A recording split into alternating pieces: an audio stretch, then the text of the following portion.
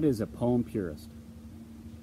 You know, I've had many people ask me that question, and while I don't own the definition, and I can't point to a dictionary that says this is what a poem purist is, I'm going to do my best to explain to you what I believe a poem purist is and how I became one. Because of course I didn't start out as a poem purist.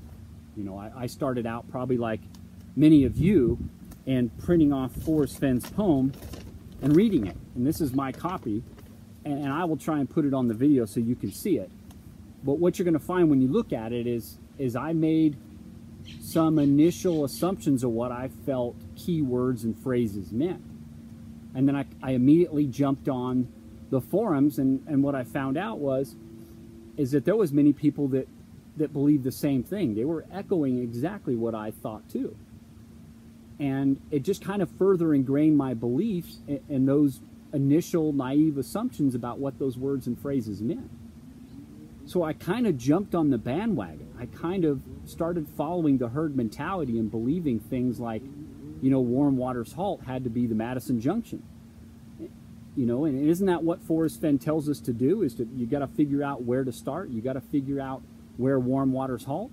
And here it was kind of laid out for us that Madison Junction could be where Warm Waters Halt was. Sure, I mean, it makes sense, right? You've got, you know, two geothermally fed waters, you know, being the Gibbons River and the Firehole River, meeting up there at Madison Junction in Yellowstone, and then becoming the Madison River. And of course, you know, Forrest Fenn has this affinity for Yellowstone. He loves it. He spent all his summers there growing up. So sure, it made perfect logical sense, you know.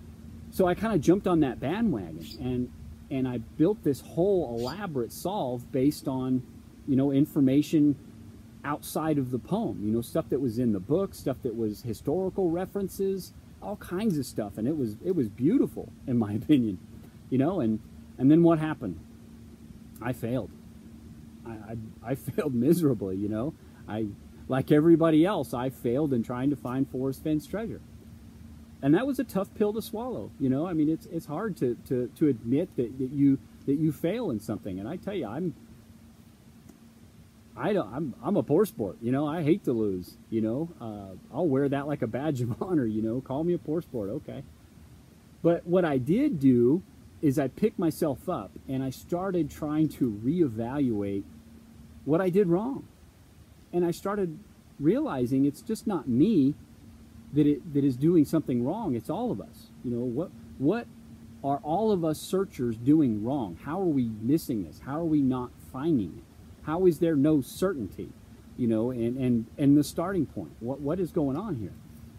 So, you know, I went back to trying to isolate what I thought was important, which was finding the starting point. And I came across a couple of Q&As from Mysterious Writings in 2014, and you can look both these up. But they were from two different searchers, one named Steve and one named Phil Bayman. And both of these questions revolved around, you know, begin at where Warm Waters Halt and somewhere north of Santa Fe. But they had, both those questions had said, Forrest Fenn, if I told somebody to meet me where Warm Waters Halt and somewhere in the mountains north of Santa Fe, would you be able to find that place? And Forrest Fenn said no to both those questions. And he said to one, you know, you oversimplify the clues. And to the other, he said if you leave out a few ingredients, you're not going to have the same result. So it made me believe that we were missing something, that we didn't have all the information to figure out where that starting point was. We didn't have all the information. But Forrest Fenn tells us all the information we need is in the poem.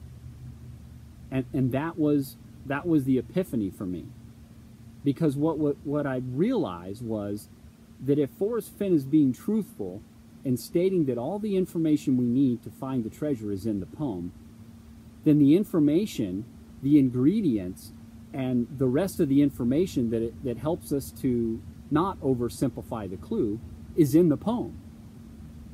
So it made me believe that we just had way too much noise.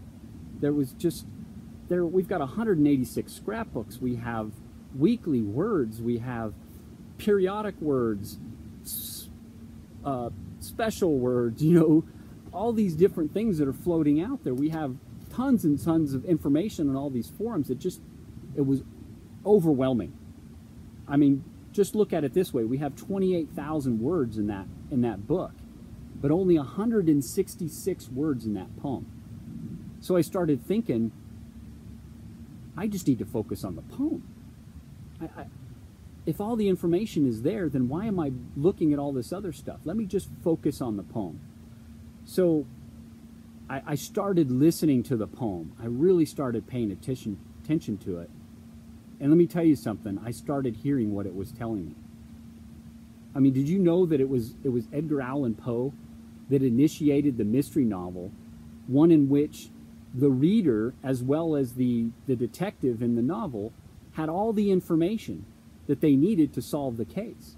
So that at the end, when the mystery was solved, the reader could go back and realize that they had all the information they needed to solve the crime. And really, isn't that what Forrest Fenn has done with his poem? He's given us all 9 clues in the poem. And that's all the information we need to find the treasure, in his own words. So that's what kind of turned me into a poem purist, was that belief and faith that all I really need is the poem.